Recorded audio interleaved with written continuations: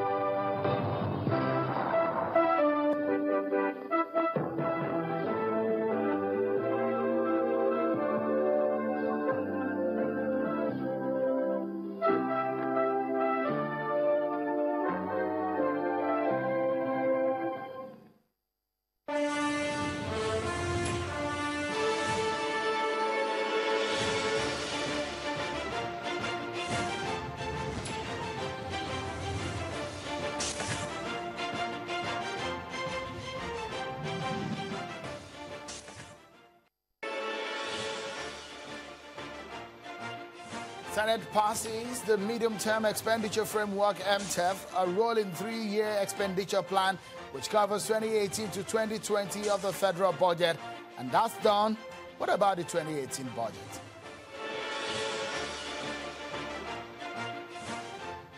The Swiss government is set to return about $321 million public funds looted by former Nigerian military dictator Sani Abacha to the federal government.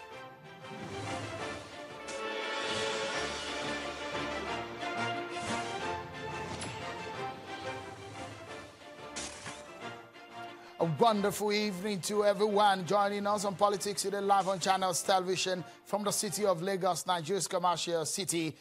Thank you so much for joining in, everyone. I'm Seun Okinbaloye.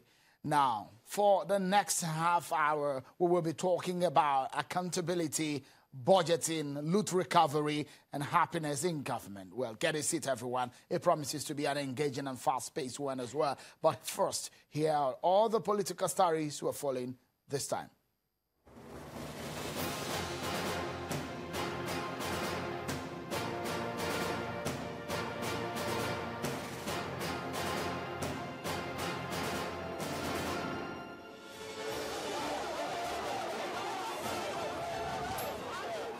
He said he is back home, and today he's calling in at the National Secretariat of his party, the Wadata Plaza in Abuja. Former Vice President Atiku Abubakar visited the leadership of the People's Democratic Party amidst cheers from supporters. Mr. Abubakar is asking former members of the party to also return home. All what I have come to do today is pay tribute to the past leadership of this great party, wherever they may be, and to call upon them to please return home as I have done. Meanwhile, the chairman of the party's caretaker committee insists all members of the party will be treated fairly. All or new, everybody is treated fairly, justly, and given a level playing field. There are concerns over the only empty seat at the Senate, 2 years after the people of Anambra Central Senatorial Zone lost representation in the Senate following the judgment of the appeal court sitting in Enugu, which nullified the election of Senator Uche Ekwunife. The Independent National Electoral Commission, INEC, has since fixed January 13, 2018 for the rerun polls.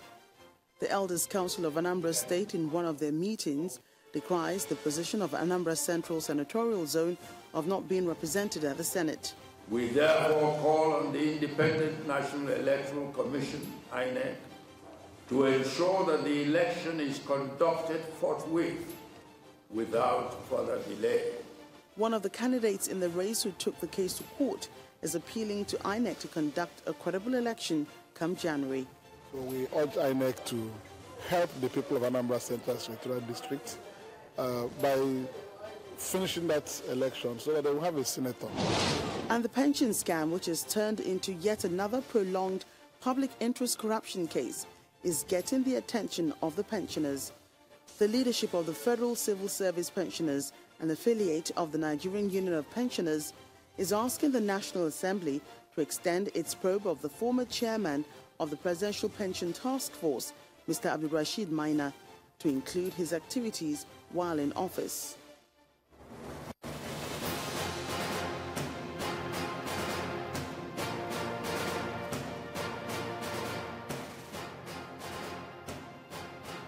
Let's get to it, everyone. Let's touch base in Owerri, the Imo State capital, for a moment. If you don't like his status, it's hard to say no to happiness. Governor Rochas Okorocha's critics are obviously not finding this funny anymore. So yesterday, the governor sworn in 28 commissioners, and interestingly, there is a Ministry of Happiness newly created. And those criticizing the governor are not only angry about the relevance of the office, but the commissioner in charge, who happens to be the sister of the governor.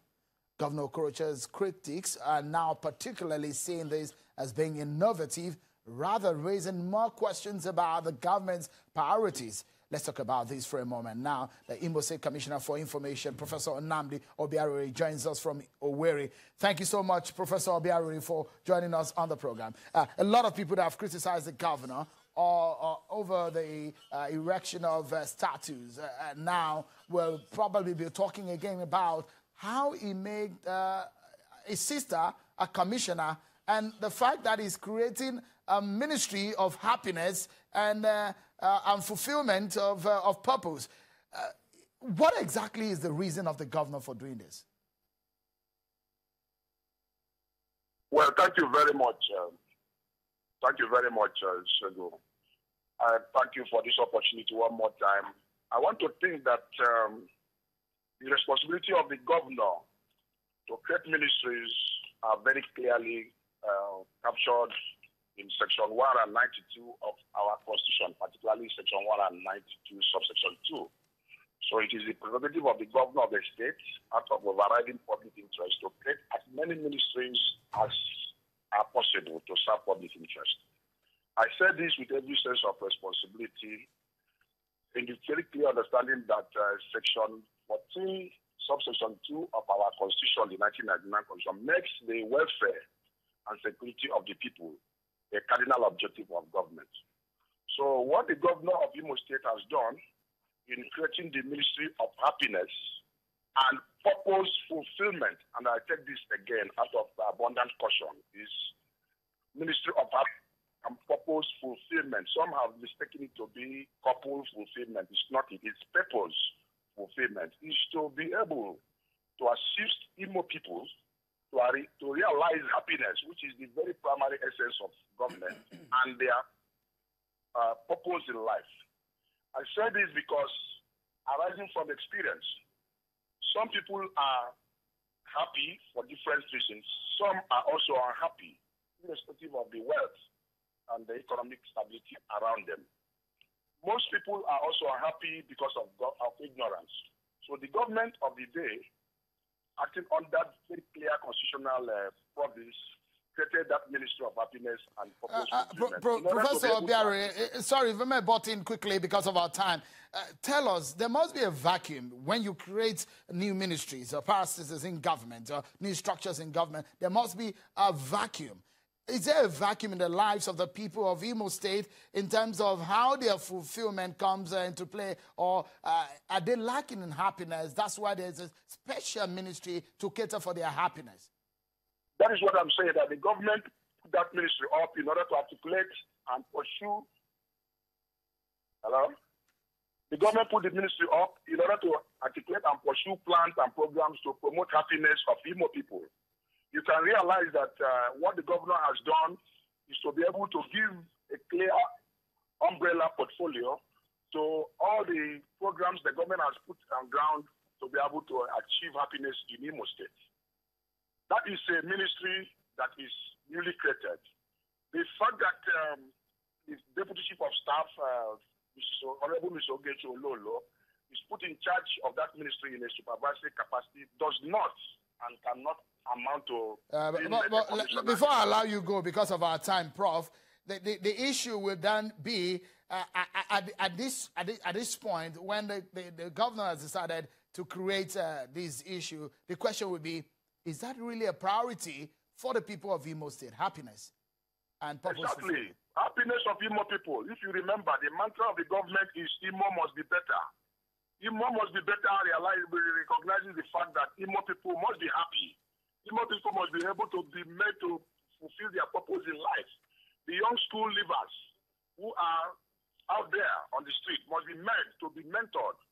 The young apprentices that we have all over the place, the 305 youth millennials that have been created by this government, the women that have been empowered, must be made to realize their purpose in life. All right, I must allow you go, Professor Nnamdi Obiare, the Commissioner of Information, Imo State. Thank you so much for your thoughts and bringing explanation to the decision of Governor Okorocha on the appointment of Commissioner of Happiness and Purpose Fulfillment. Let's get on with our major story of the day tonight, everyone.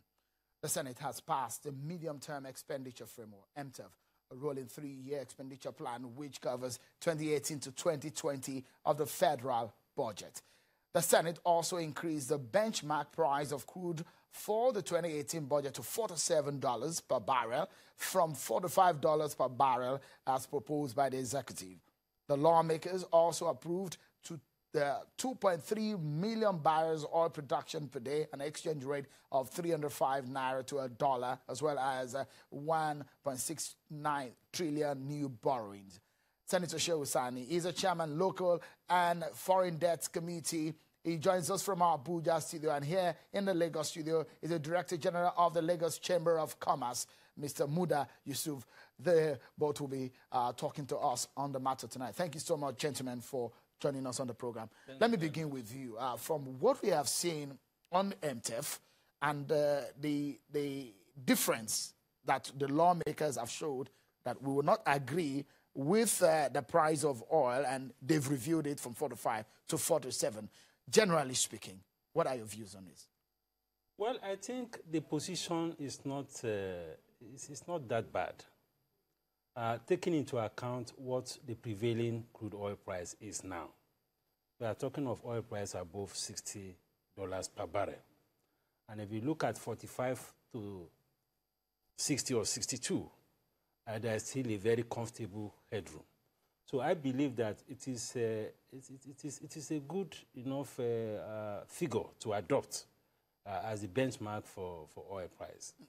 Those figures and those indices look reasonable? They look reasonable.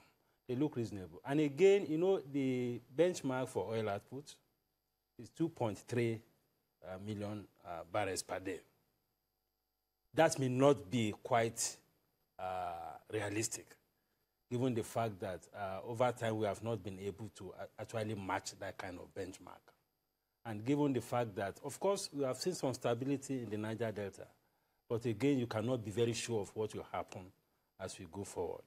So if we have this slight adjustment in price, I think it will also allow for some accommodation of possible shortfalls in oil output. So for me, I think it's a tolerable adjustment. If you look at the framework that's been put on the table by the executive, do you think that there wouldn't be any major issue with the approval, the passage of the 2018 budget, considering some of the grievances of the lawmakers saying the 2017 budget has lacked performance? You see, the basis of the budget as prescribed by the Fiscal Responsibility Act is the MTF. Now, the MTF is the foundation for the budget. So to the extent that the National Assembly has given some kind of concurrence with slight amendment to the MTF, I don't see any major issue with the key pillars of the budget. What I think can happen are issues about sectoral allocation, ministries, parastatals, and all of that.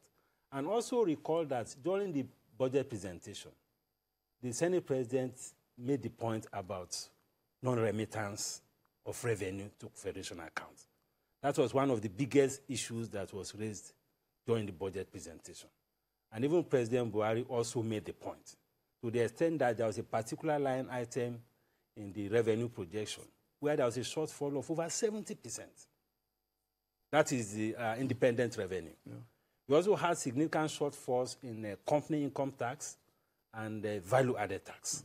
So all this speaks to the fact that we need to also be very realistic in our assumption, particularly when it comes to revenue expectation in the area of non-oil revenue. All right.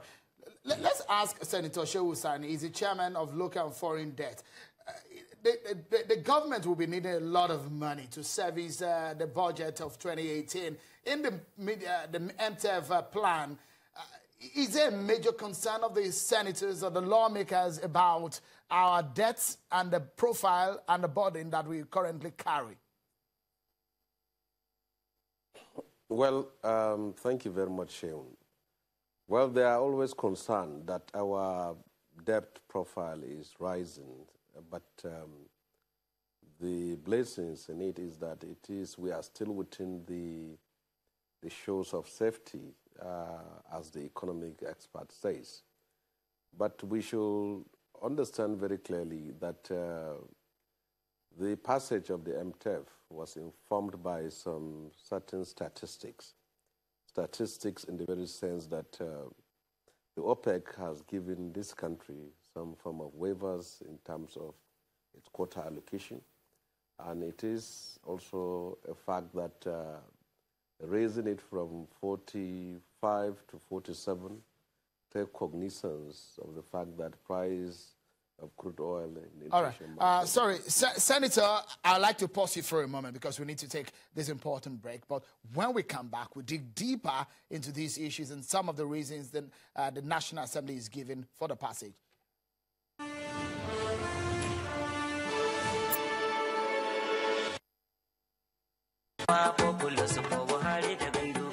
On behalf of the government and good people of Kano State, His Excellency Governor Abdullahi Umar Ganduje heartily welcomes the President and Commander-in-Chief of the Federal Republic of Nigeria, Muhammadu Buhari, to Kano State for a working visit on Wednesday, 6 December 2017. During this historic maiden visit, President Muhammadu Buhari will commission, inspect and lay foundation stone of numerous developmental projects undertaken by Governor Abdullahi Umar Ganduje. President Buhari will commission the Panshekara by Madobi Junction underpass, 250-bed capacity Giginyi Specialist Hospital, 250-bed capacity Pediatric Hospital in Zuro, 25 to 30 metric tons capacity fertilizer blending plant at Casco. The President will also inspect the ongoing construction of 2,000 two-bedroom affordable housing units, Ofarua Interchange, first and the largest ultra-modern integrated skills acquisition center. He will also lay the foundation stone for the construction of over 10,000 wholesale and retail shops capacity Kano Economic City. Kano welcomes you, sir. Marhaban Lale, announcer Alhaji Usman Alhaji, Secretary to Kano State Government. Recommendation 2, which is the price benchmark at $47 carried. Recommendation 3, exchange rate 305 naira per US dollar carried. 4, recommendation 4 carried. Recommendation 5 carried. Recommendation 6 carried. No, recommendation 6 was deleted by your proposal. We move. No. The recommendation 6 that was deleted had been deleted from my record. The new recommendation 6 is that the National Assembly should amend the relevant section of fiscal responsibility. So that's the one we carried as recommendation 6. Honorable Fred, thou shalt be careful. Honorable 7, that's the new 7, which was formerly 8, carried.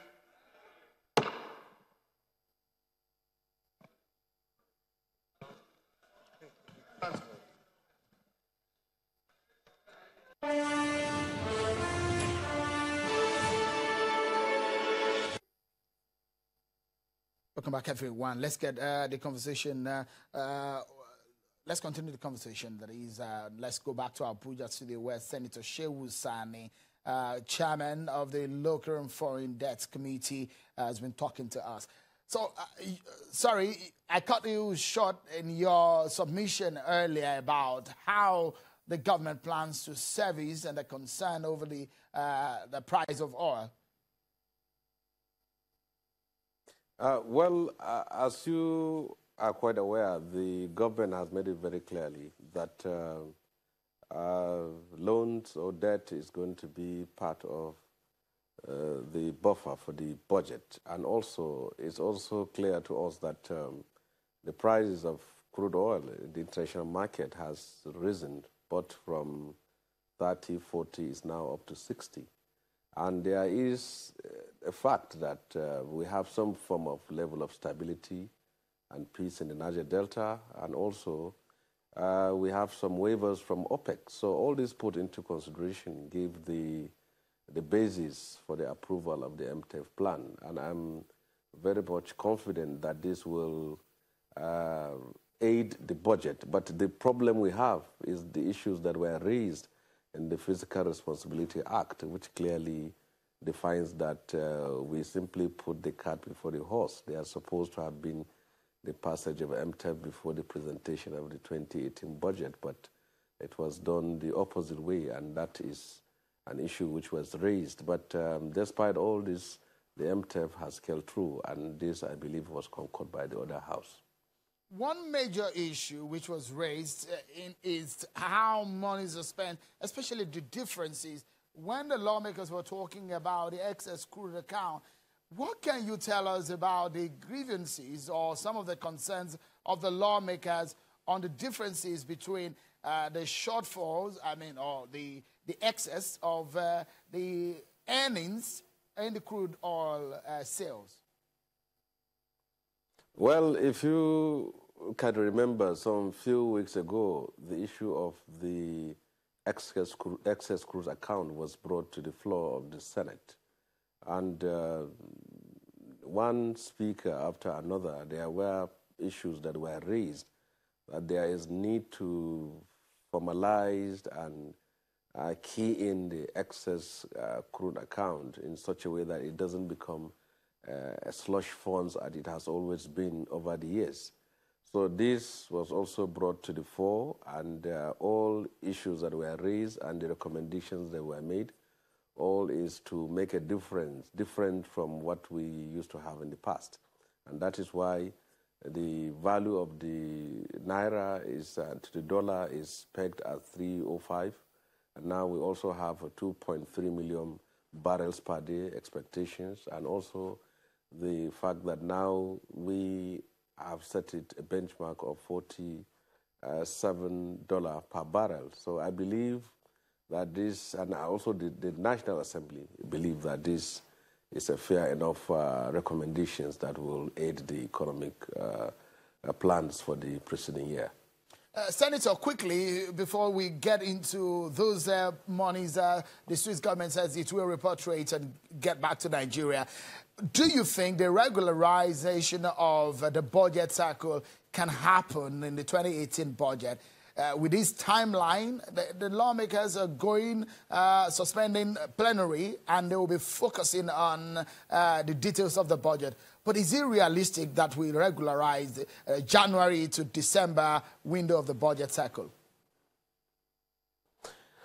Well, the issue was brought some few weeks ago, the technicality, the possibility of how feasible it is for us to pass the budget within the time which the executive wants us to pass.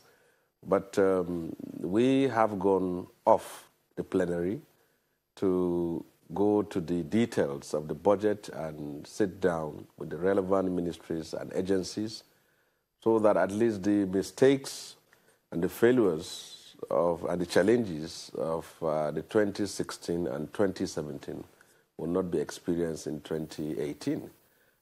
We know very well that there are a lot of expectations for next year. So we simply want to do our job and then pass the budget and then expect all that was promised to Nigerians be delivered within the reasonable time period.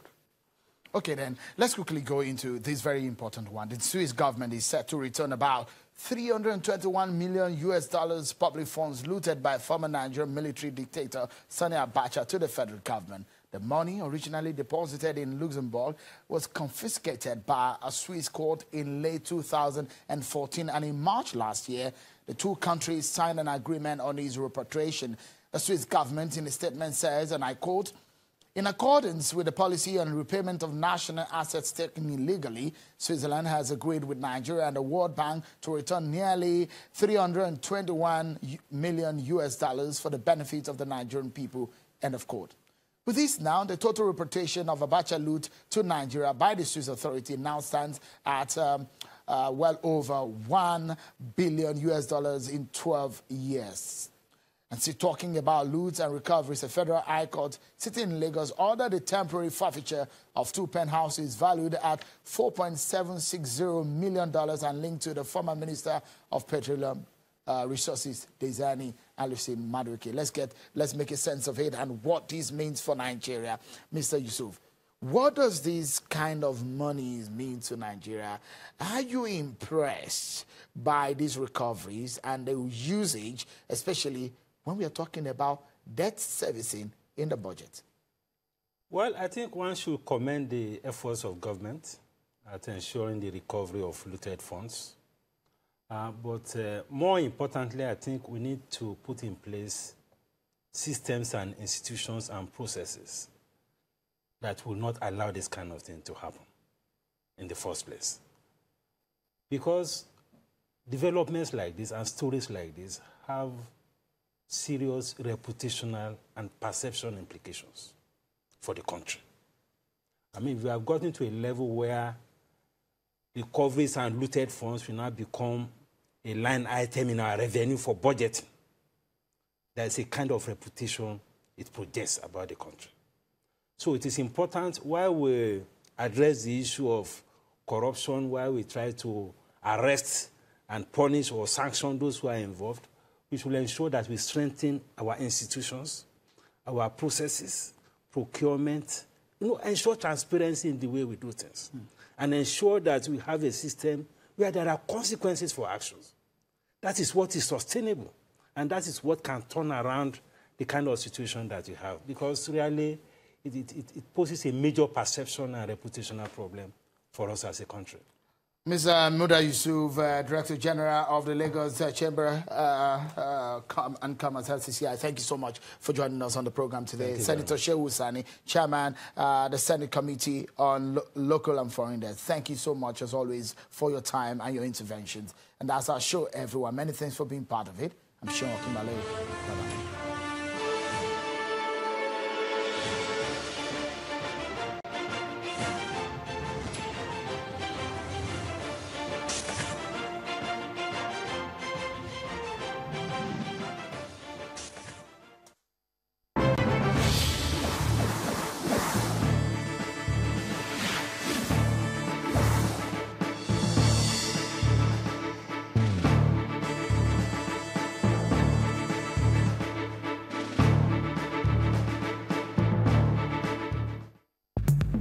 The Core, a current affairs discussion program live from our Abuja studios every first Wednesday of the month. This month's edition focuses on the fourth estate of the realm. What is the situation with the Nigerian media? How has the Nigerian media fared in the exercise of its core mandate of being the watchdog of the society? How is the media regulated, and who holds the media accountable? Is the Nigerian media functioning effectively? And if not, what are the consequences of having a dysfunctional media? On Wednesday, December 6th at 8 p.m. on Channels Television, join the anchor Kadiriya Ahmed and our contributors from media, government, civil society and private sector for a frank and robust discussion on the Nigerian media. Be part of the conversation.